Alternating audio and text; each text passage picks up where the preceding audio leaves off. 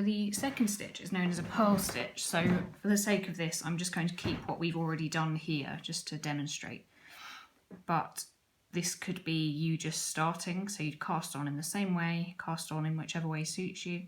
And the purl stitch is essentially the same but coming into the knitting at a different angle. So you have your needle with your stitches on in your left hand and your empty needle in your right hand. But instead of going underneath the loop and through it like we have done here, we want to come from the top. So you might want to adjust the way you hold the needle slightly so it's kind of more horizontal. And so to do a purl stitch, we'll take the right hand needle and insert it into the top, so from right to left but downwards. So you kind of have this.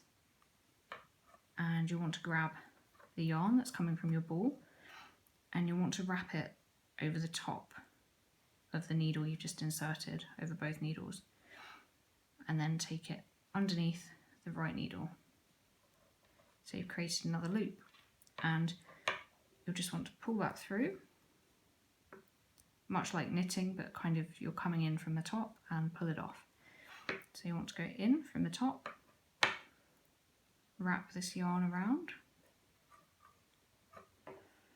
scoop it and bring it off.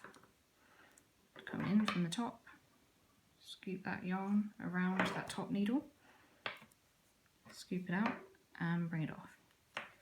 And so if you keep, there's something to note with purl stitches is that your yarn always needs to be in front.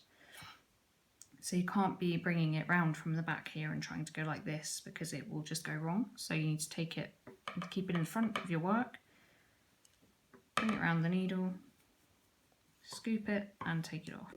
Knit and purl, they look slightly different from each other, which is why they exist, is because they're used in patterns.